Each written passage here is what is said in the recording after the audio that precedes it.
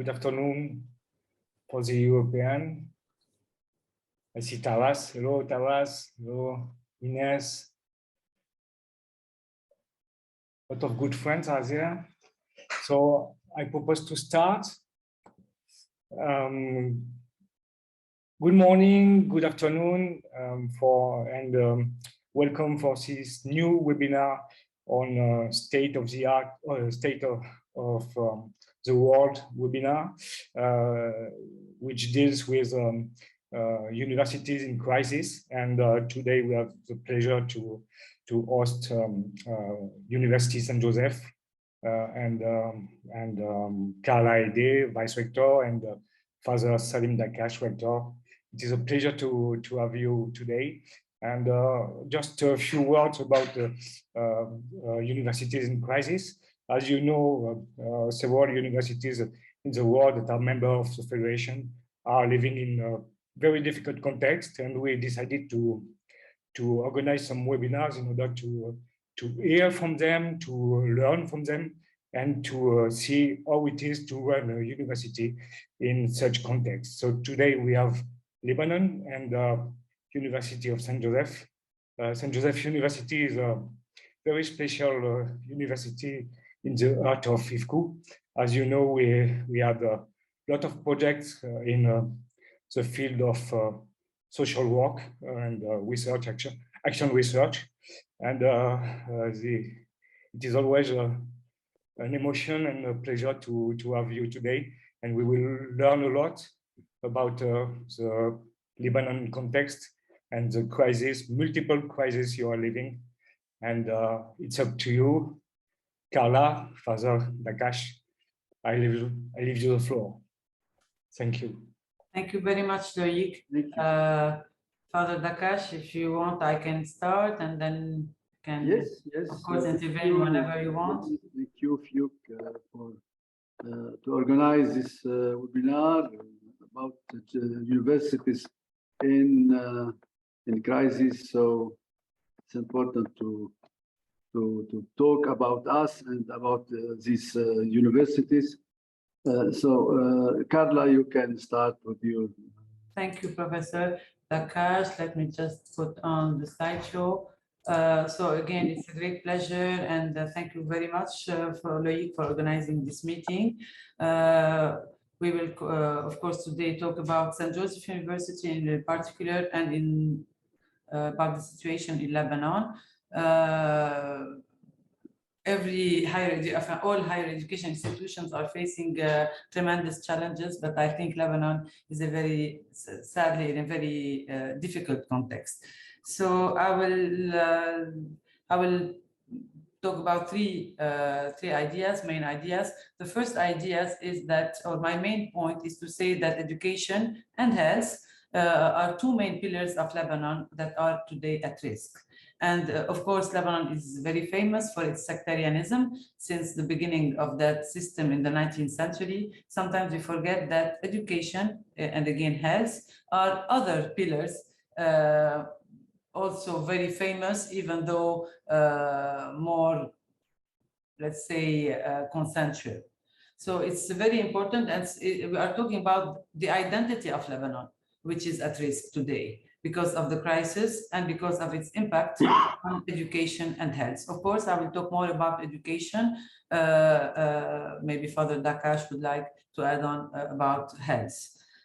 So I will start by a very brief idea about education, and then about USJ, and of course my main point will be about the crisis, and I call this Lebanon in the 21st century, from crisis to collapse, and USJ's response to that. So as I was saying, an identity of Lebanon, of contemporary Lebanon, that we sometimes forget about is the human capital and education. So it's been long now, since the end of the 19th century, that Beirut and Mount Lebanon, and we can talk about Lebanon in general, have the highest literacy rate in what used to be the Ottoman Empire and what is today the Arab world. So even in the 1960s, when Lebanon was in the underdeveloped countries, it was difficult to say it was underdeveloped because of its literacy rate and, of course, the practice of language, of foreign languages, and so on. So you could find a century ago more than 300 schools, private and public. This is, of course, another something special about Lebanon, that you have important private and foreign and local actors in the field of education.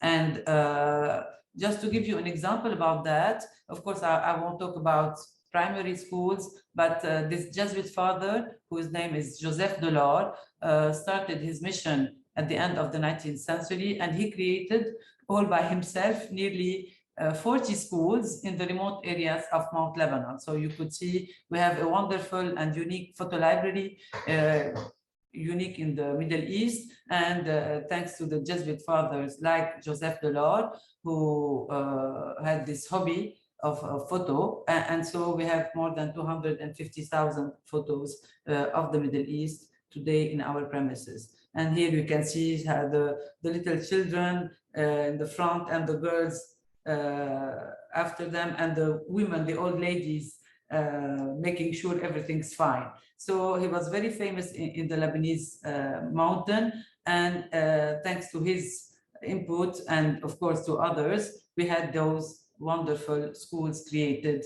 in Beirut and in the region.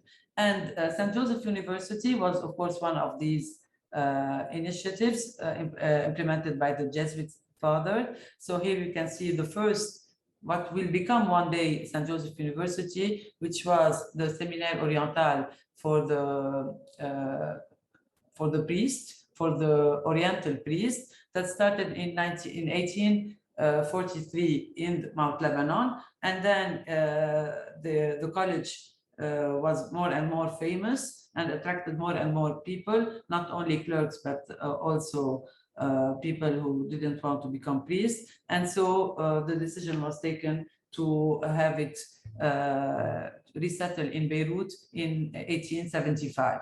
And so those was the beginning. And here you can see our oldest campus with the church, St. Joseph Church, in the center. The creation started also with the Oriental Library, this documentation and library mission we still have, of course, related also to research. So in 1881, St. Joseph University started delivering diplomas with the help of the Pope and the Gregoriana or faculties in Rome with the philosophy and theology. In 1883 was founded the medical school with the help of the French government.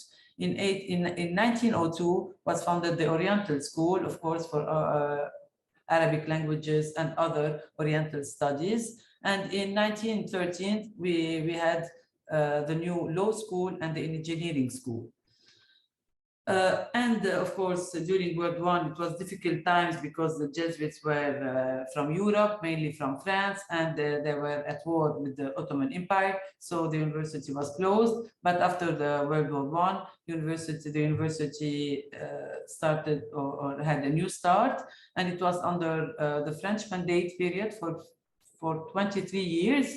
And so it was something really peculiar about it, because St. Joseph University was considered as sometimes the French university because it delivered French diplomas mainly, and sometimes it was considered as the national university, and there was no national law school.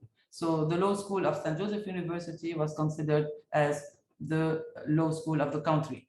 And St. Joseph University was really at the service of the new Lebanese state, especially when it comes to engineers. So this is why you have the photo of the railroad, because it was engineers from St. Joseph University who did the work. Or you can see here the newly the nurses from our newly the new nursing school. And here you can see the President of the Republic and the Prime Minister visiting St. Joseph Universities after the independence. So after the independence, we still had very good relations with the newly independent Lebanese state, and St. Joseph University continued growing and growing.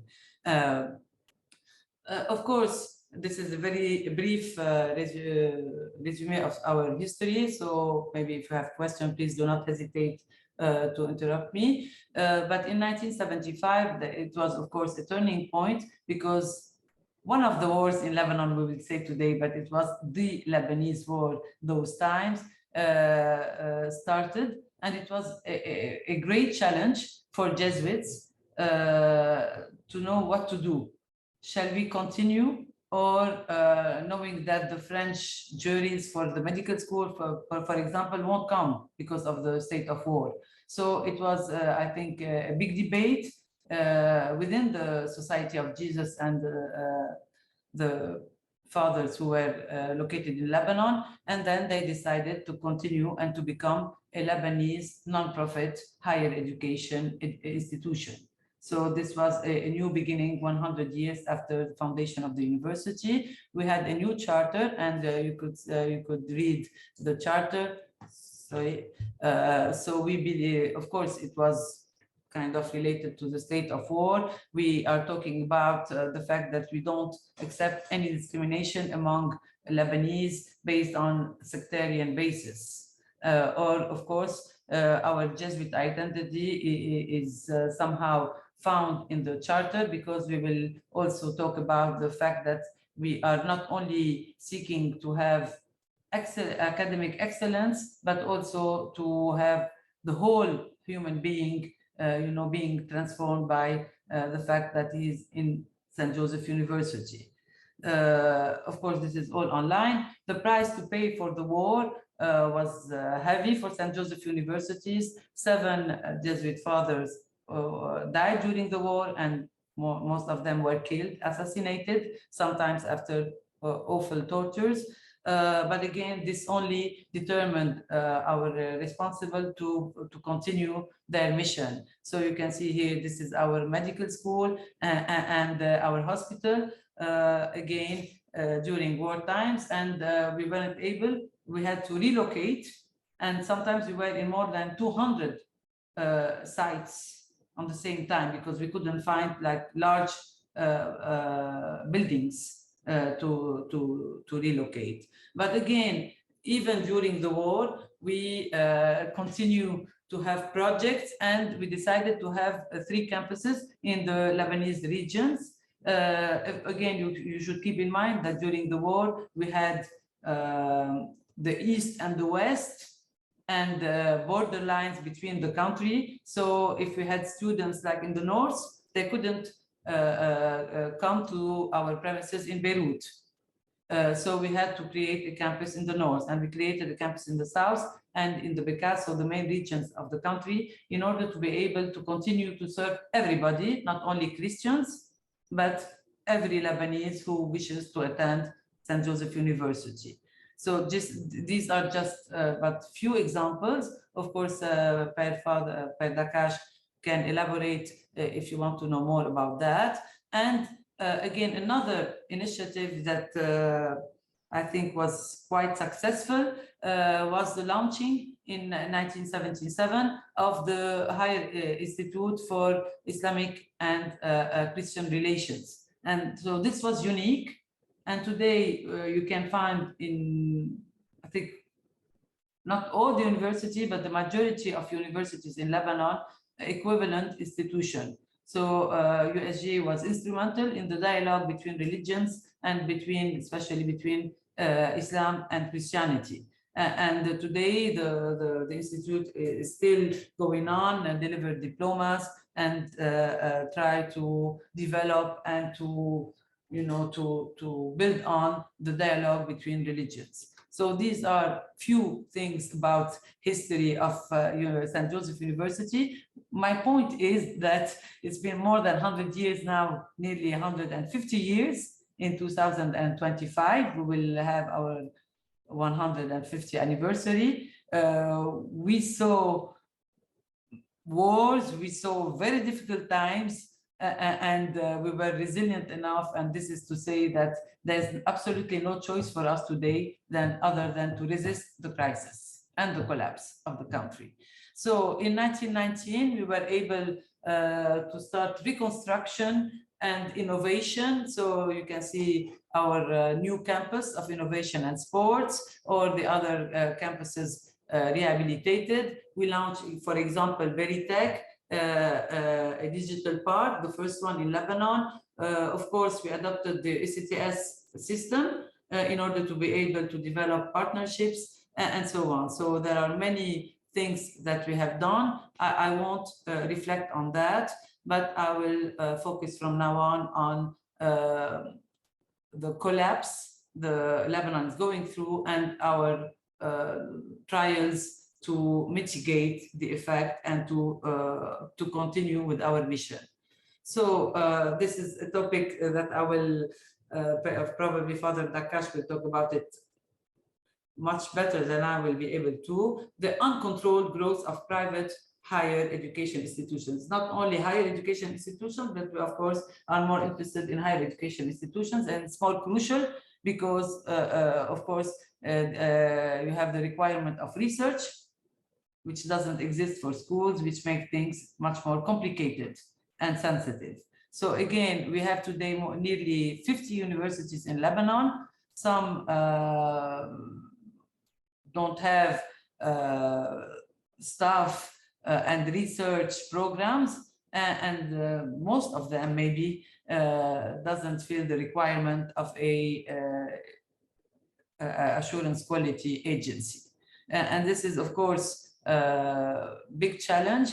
When it comes to international programs, for example, we have some universities providing 100% online, whatever diploma that we don't know about, and they would say, okay, these are the international degrees. But again, this is kind of merchandization of higher education institutions, and we are, of course, Lebanon is part of the system and the problems that go with it. Of course, the Syrian refugee crisis, starting from 2011, was also a great challenge for Lebanon and the education system and higher education. Until today, Lebanon has the highest per capita rate of refugees globally, because you should keep in mind that the Lebanese population is around 5 million, and we have 1 and more million Syrian refugees. Of course, the Beirut port explosion that occurred on the 4th of August 2020 was also another awful and dramatic development. Here you can see this is the port of Beirut, and our campuses are located at 2 or 4 kilometers, and one is more here, 12 kilometers away. We suffered losses. 5 people from USG were killed, and we had more than 300 people injured. I'm talking about USG community, of course, not talking about the people wounded or killed at the national level. So our university hospital, as you can see, suffered great losses, but despite that, he was able to accommodate more than 750 people who were injured. You have few photos of the impact of the explosion in our premises. This is a video that will last few seconds, so I'll just give another try.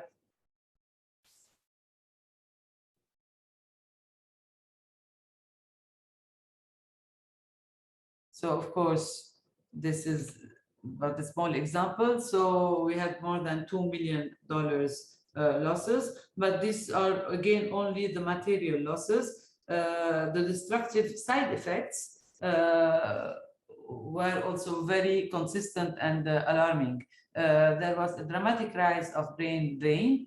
People got desperate, and maybe you know the inquiry is still going on, but nothing's happening. In a few days, the explosion will have this 2nd anniversary, and there's still nothing about who's responsible and why, how did it happen, and why, and so on. So, and we had a dramatic drop in the number of students. We lost 1,000 students the year after the blast.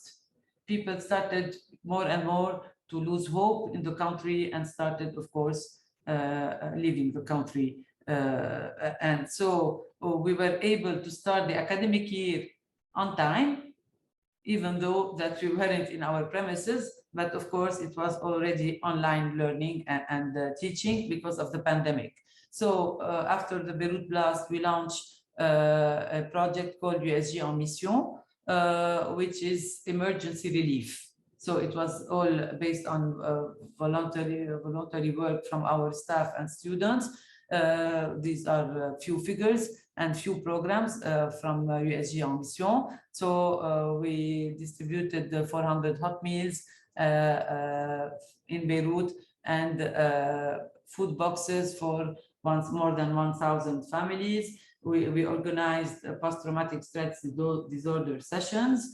We had a program about house damages assessment, and we even helped with the repair of 100 houses from our staff and students. And of course, our students helped cleaning and debris removal. So again, the Beirut blast occurred, and knowing that Lebanon was going under a very severe economic depression since 2015, but it became more and more obvious after 2019. So, of course, if you heard about our crisis, the World Bank said it's maybe the worst. You can read it, of course, and maybe that financial crisis is likely to rank in the top 10, possibly top 3 most severe crisis episode globally since the mid-19th century.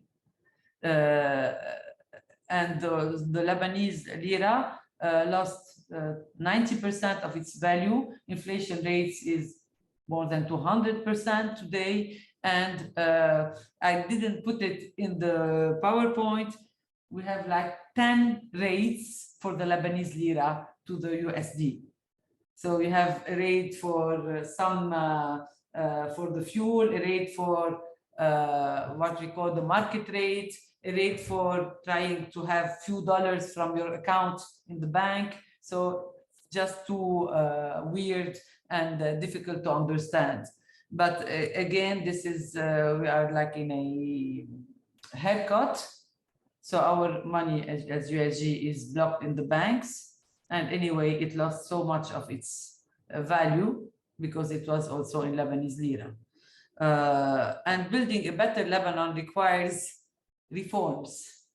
And our political actors are not taking decisions. And so the crisis was very severe, but the mismanagement of the crisis was even worse. And we are in this very dramatic situation because also of the mismanagement of the crisis. So political actors are just not acting and taking things into their hands to say, okay, we will have to implement courageous reforms. So we are still in this dramatic fall, and it's difficult to see the end of it because we haven't taken the recovery road yet, and this is what is so difficult to manage on a daily basis for the university. So just to give you a few examples, we have a shortage of fuel because it was subsidized.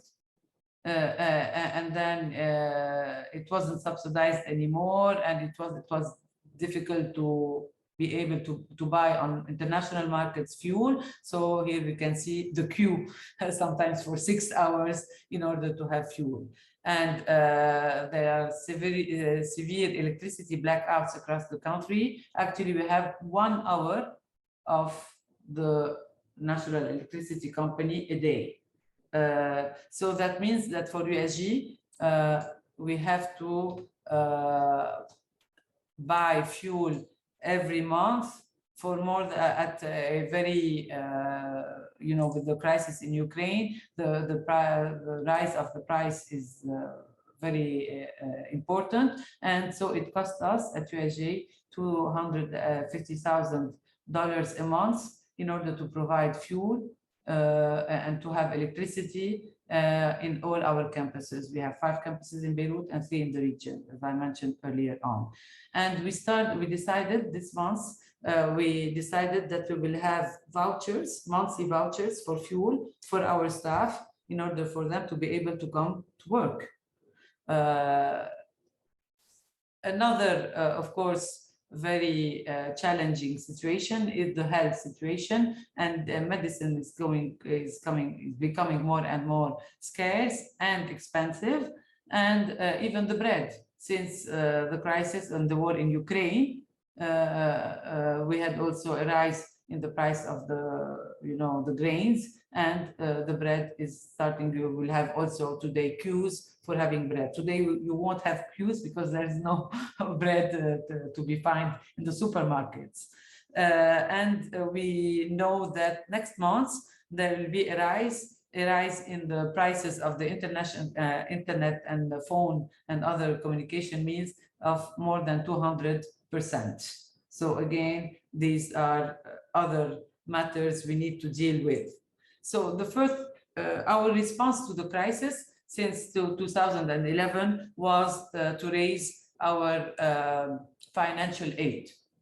So this was a decision of Father Daccache. No student, because we are a non-profit private university, we used to rely mainly on our tuition fees. So the decision taken by Father Daccache a few years ago was to say, very easy, no student will leave St. Joseph University because he can't pay the tuition fees. So he will have a financial aid from USG. And so you can see that after the beginning of the crisis and the war in Syria, we already had to raise the budget of financial aid. So it was 13 million USD. And in 2019-20, it was 25 million. So it was more like multiplication per 2. The number of students that benefit from financial aid also increased a lot, from 3,500 to more than 5,000. And we think that next year we will have to help more and more students. And you can see the total number of our students is quite not constant, because I talked about the drop in 2020-21, but today it seems that we are again kind of having more students. This we could do, of course, because we had tools, or we created new tools to deal with the new situation. So we had already a financial aid and aid department, but that grew. We launched in 2015 Fondation SG in order to, of course, have a fundraising campaign, and we more and more try to involve our alumni and to reach out to our alumni to help us in Lebanon and abroad. And of course, we have campaigns, different campaigns, and especially this one, Donate to Educate. So people will be able to fund scholarships for students in that domain or the other. We didn't forget about Syrian refugees problem and non-availability of higher education for Syrian refugees. So again, it was a decision of Father Daccache in 2017 to launch a program targeting Syrian refugees and to integrate them as regular students at USG's cost. We funded the program. And you should also keep in mind that Syrian and the relations between Syrian and Lebanese state are quite complicated, because we have this history of Syria occupying Lebanon for more than 35 years. So it was quite complicated to have this program. But for us, it was, of course, important thing to say education for all and inclusive education. And we had to face many problems like early marriages. for young women, and other problems. But anyway, we have the first generation that will get its diploma this year, so we are very proud and happy about it. Of course, academic excellence and research, and to maintain it, it was also another challenge. With the worldwide pandemic, as other universities, we had to go on online teaching and learning, but we organized more than 200 webinars and sessions for TOT, training of our trainers.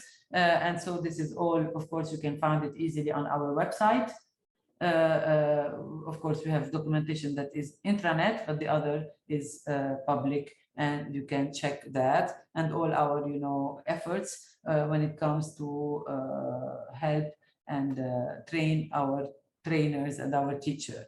Of course, internationalization was also another tool we try to use, not only for having international projects and funding, but also to maintain academic excellence. So we rely on dual degrees and the idea to have internationalization versus migration, to say you can stay in Lebanon, but still have international opportunities and to have international standards of education. So we have more than 60 dual degrees today, and we have many partners we have international projects with. Again, I won't insist because I'm running out of time. But so yes, we are proactive, and we kind of battle on all levels at the same time. And this was appreciated through our impact ranking.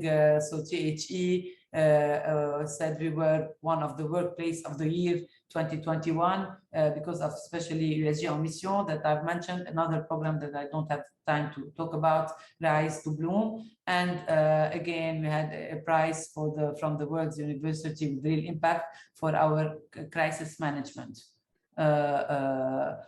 We had an accreditation from the German or European institution, ACWIN, and so on. We are in the 500 best universities according to QS and the top universities in the Middle East.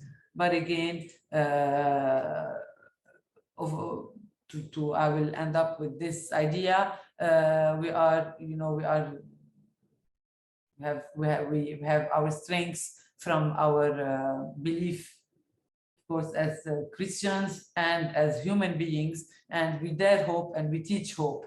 And of course, with the help of our staff, our students, and our international partners and friends and alumni.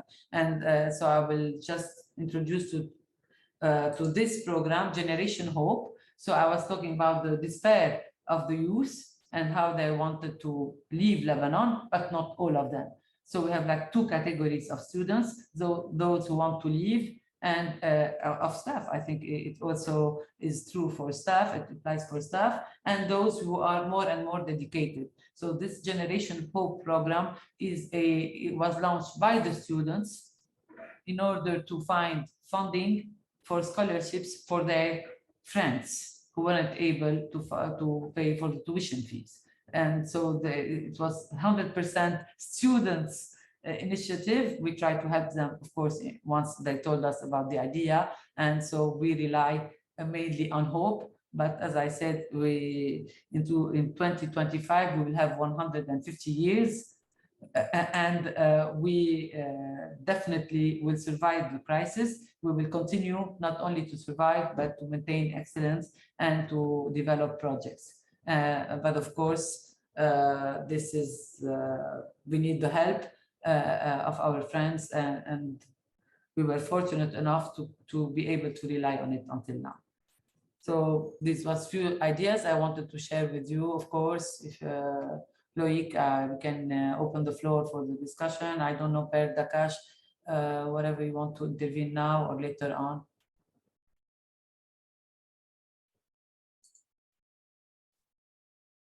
Thank you, Carla. Thank you, Carla. So I think there are questions probably, Carla, before You said something. We have some question in the chat. Yes. Okay, so I'll go for the first question. Did the crisis prompt Lebanese University to collaborate more and share their resources in the implementation of some of Cosby projects? Yes, you're perfectly right. The crisis prompted this collaboration between universities. We were able for some time to negotiate for the e-resources, because we have huge challenges in order to pay for e-resources. For example, we don't have cash and we don't have like the real money, dollars or euro. So with the other universities, we negotiate together with Wiley, EBSCO, and other e-resources, very important companies. And it worked well for a year and a half. And we were able to have good prices or better prices. Unfortunately, now we have those who have more help. They said bluntly, the American institutions, they have endowments in the States, and they have, and we are very happy about it. They have impressive help from the USA. And this is very important because it will help all Lebanese youth. So again, we are, of course, are definitely for those help, but they could afford to pay, so they just started paying without leaving the other, without waiting for the others. But anyway, Father Daccache, since he was rector, was very much dedicated to building those ties, and he's actually the president of the association of the University Associations of Lebanon, and that meets regularly and that summon the government quite often to say, please, you have responsibilities.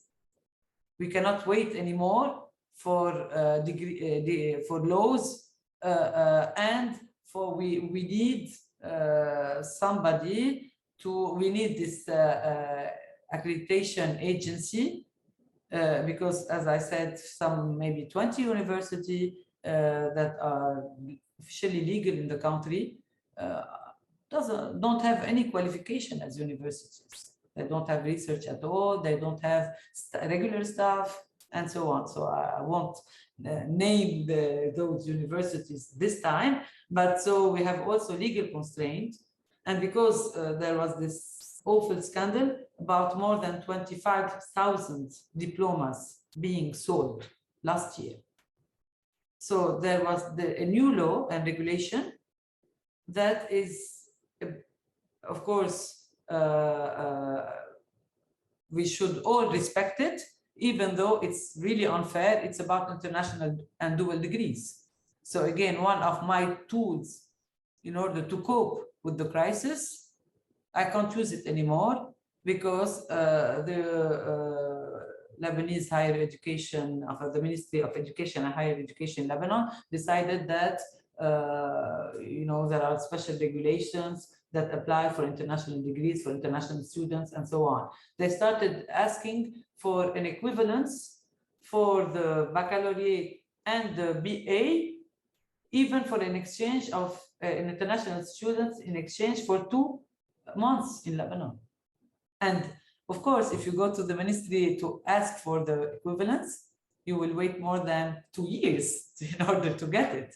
So you have dysfunction and ambitions that are totally surrealistic in the actual situation of the country.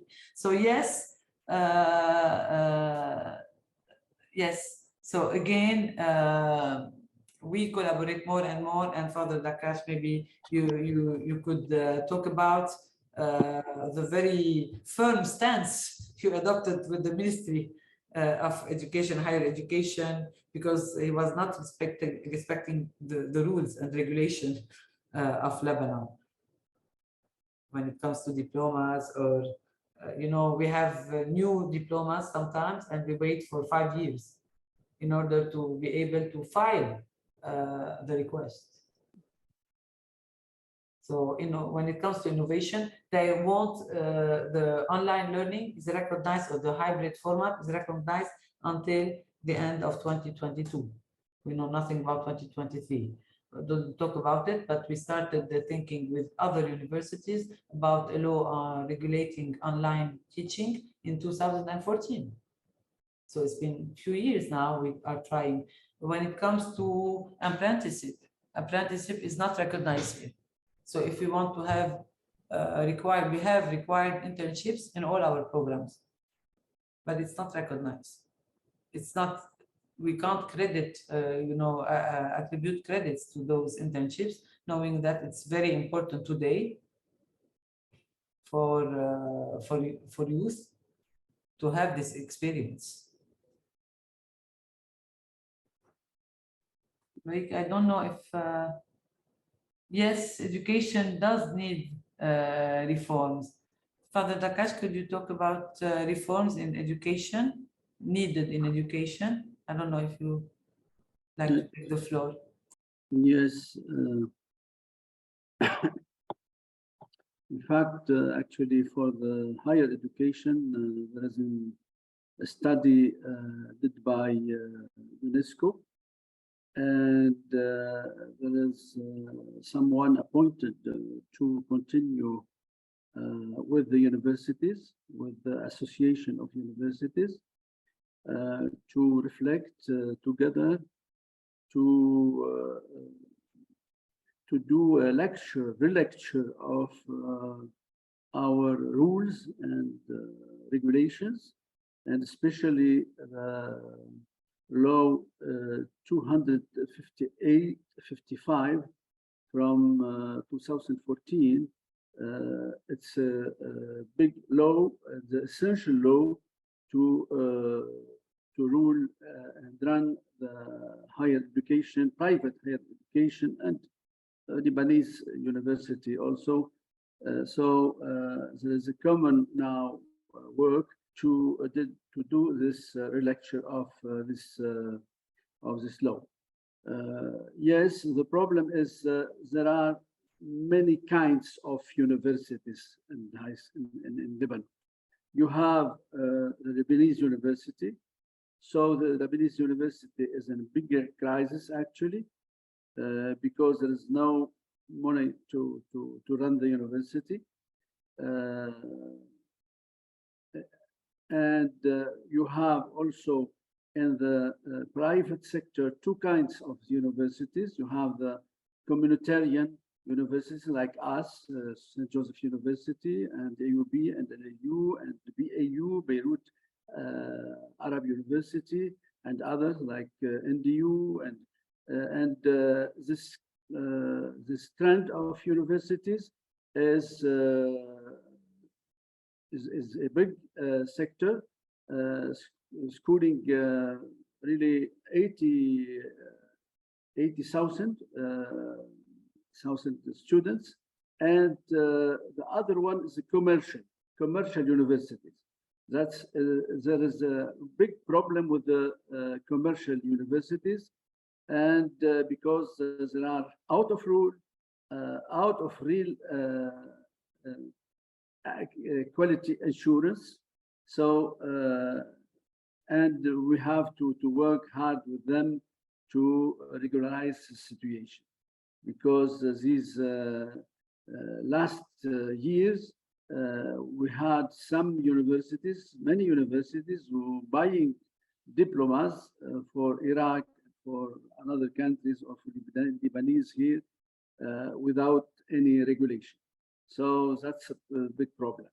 And for the primary and secondary school, yes, there is another type of reform and of programs, and the programs, the last version of programs is from 1994, and now 30 years after, we have to modify and to update these programs. That's what can I say about this reform, this tentative of reform. Thank you, Father Daccache. There was another question about brain drain from our colleague from Ukraine Catholic University. So special hello. Thank you for your being with us, knowing the very difficult circumstances and context in your country. Hope for the best. Yes, we are trying to deal with the brain drain, and by of course increasing the salaries and by giving people or the staff real money. Again, I would say, unfortunately, the Lebanese lira is not real money. It's not money anymore, and so from the beginning of September, we will give 20% of the salary in hard, in real money, in USD or in hard cash. But again, we are trying also to deal with it with the projects and trying sometimes, because we sometimes speak with the embassies. There were some countries trying to attract especially our health, our medical doctors and the health professionals, and so they were, making offers that irresistible offers, difficult to resist. But maybe I'm not. Today we are doing our best, and so maybe the worst period is after us when it comes to brain drain. Again, not for the rest. The problem maybe for the first time in Lebanon, there is the problem is to believe in the future of Lebanon. And this is where we are very developing and, creative ideas, creative writing, mental health trainings and focus group and so on. So maybe the main challenge for us is to, still believe that there is an end to this crisis and that the Lebanese state will someday recover. And so this is maybe our main challenge, because but again, I think, I don't know if Father Daccache agrees with me, that kind of two kind of people. And again, I'm talking about staff and students, those who are, totally in despair and who do not hope anymore, and the others who say, okay, we will never leave that country, and this is the Lebanon that has still a place in the Middle East and an important role in the Middle East, because until now, unfortunately, Lebanon is not perfect at all. Lebanon is in such a bad situation today, but again, we still have freedom, academic freedom. We still have some assets that we can build on, and I think that Lebanon is still a must in the region. And again, the dialogue between religions is still another challenge for all the world, and Lebanon has still a lot to do, and maybe a lot also to share with the others when it comes to that topic. So I think we all know that there is no Arab, an Arab democratic state that is stable. And so the fight continues, and we will continue the fight because we believe in our mission, and we already know that the society in Lebanon is stronger than the state, but we couldn't do it without the state. So maybe there's a new claim for the state, but until the state is able, to function again, the civil society, and we are part of it, we are doing our best in order for the country to survive, in order for the state to reborn from its ashes. Don't know if I missed the question. I'll have another look on the chat. No, maybe we can ask if someone has a comment or a question in the audience. Maybe raise your hand if you want to add something or to comment, ask a question. A question from Glenn Chatelier, from our colleague from Thailand, asking what strategies are now used in knowledge management systems. So again, I'm not sure tell me if that responds to your question, but We have the digital transformation, and it's a big challenge. And we have the programs and the updating. So we have like the technical aspect, and of course it's a challenge, and the curriculum challenges. So on that field, we try, I was talking about the dual degrees. Sometimes we don't have equipped laboratories enough in all fields. So this is when this is where we need our international partners for international supervision or double supervision of thesis, or for dual degrees in like data science or artificial intelligence and so on. So I'm not sure I was able to answer to your question. Please do not hesitate to tell me or to ask again.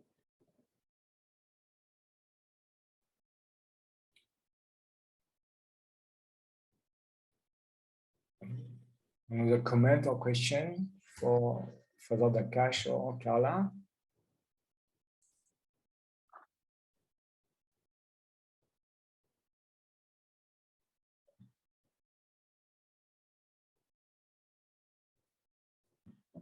No question, no comment. Maybe you want to add something, Father Daccache? Yes, the situation is still bad in Lebanon. We had elections for the parliament, but no change in the reality, political reality.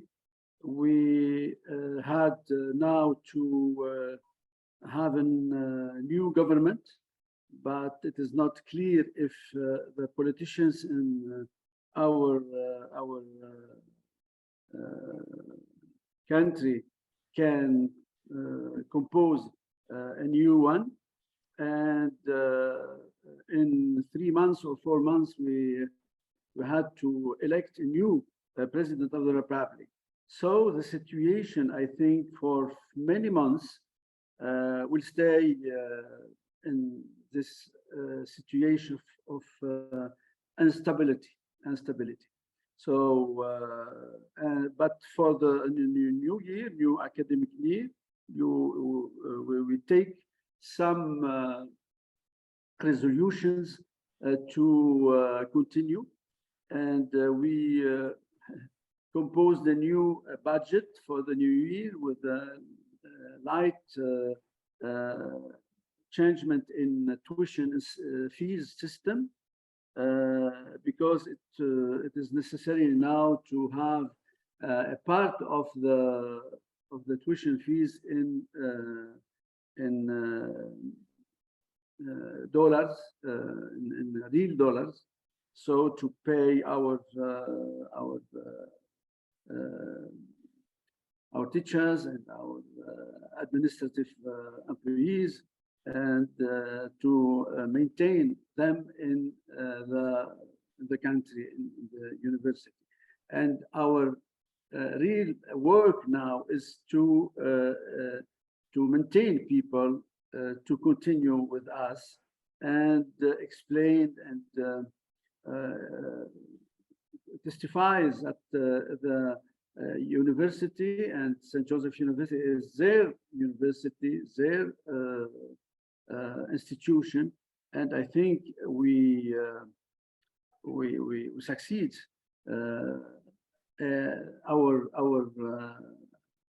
Our challenge to have many of our teachers and employees of administration with us, continuing with us for the next year and for many years. That's the challenge for us now, to continue and to continue with. In fact, we don't have many assets but it's important to be solid and to be in solidarity with them and with our families of our students, because the families are suffering now, and this is since 2 years now in this deep crisis. So that's the situation, and we will continue, and we have conviction and faith in God and in us and in the community to continue our mission. Thank you. Thank you for these words of hope, and we wish all that you will success in this big mission and endeavor. We have Father Beshawa, president of Notre Dame University in Lebanon, who wish to make a comment or question. Thank you. I delighted hearing the presentation regarding USG. Really, I want to go the way with Father Salim when we are talking about the private sector, because we are not owned by the state. That's why when Father Salim spoke about we want to do something, really we are alone. We are without support of the state, and the legal instance is really absent. That's why maybe the presentation regarding the USG, it can be a prototype of our situation all. And the history of USG underlines two ideas. The first one, during the crisis, our initiative took place. That's why during the war, USG and other universities tried to fight the darkness by taking initiative and to construct and to create hope. This is what we are trying to now. And the second one, your initiative to have a webinar in this regard, I think this is what we should do for the future, for one reason, because our crisis is, you know, maybe when we want to define a crisis, we can describe, because it can be a static crisis. Now in Lebanon, we are in a dynamic crisis, beginning with the bank crash, after the political crisis, and then Beirut blast or something like this. That's why I think the mutual benefit for us to learn how the Lebanese case is trying to face the crisis, and really to think that maybe our main loss for the future when we lose our youth. Thank you for this idea, for this initiative. Thank you for hearing what happened in Lebanon. Thank you. Thank you very much. It's true that Lebanon is the context of Lebanon is very special, with multiple crises that are coming year after year. The war, the war in Syria, and the migrants, the financial crisis, the political crisis, and of course the bombing in the port, in the harbor, and it's true that it's when you cannot believe such a context, and you say, well, it's not possible to face every year a new crisis, and you are still there, and you are. It's incredible how your institutions are resilient, and all your institution, I mean Catholic Institution of Higher Education of Lebanon, are important in the country, with the service to the society, the community building, all the services you're offering, social services you're offering to your people in this context. I must say that great thanks from part of us, saying that you are doing an incredible job that is aimed by the mission, and it's just it's just very very strong, and you are doing a very, very good job, and thanks to you. Thank you, Loic. Thank you. Thank you. Thank you. Thank you to FIUC. Thank you. Maybe it's time to stop this meeting, to close the session, and I want to thank you very, very much, Father Daccache and Carla. We will meet next month in Boston. We will meet Father Beshawa also, and I know that there is a good delegation from Lebanon, despite the terrible crisis you are living, and we wish to say to you that we are there in solidarity. We wish to do more for you. We are trying all the best to do more, and I'm sure that we want to build something, and we want to organize a sort of mechanism, I would say, to put in place within the framework of the network of the International Federation of Catholic Universities, new mechanism of aid with the universities in crisis. We were the first webinar we had was with Ukraine. The second one was with South Sudan, and today Lebanon. We need to organize this type of webinar in order for the whole world of Catholic universities to hear from you and to learn also a lot from you. So we need to go further, and I'm sure that together we will do something more and new paths to organize things. So I wish to thank you very much, and to thank everyone in the audience. It will be great to meet also some of them in Boston, and I'm sure we will have a very interesting discussion. So thank you very much. Thank you, Loic. Thank you, everybody. Take care. Bye-bye.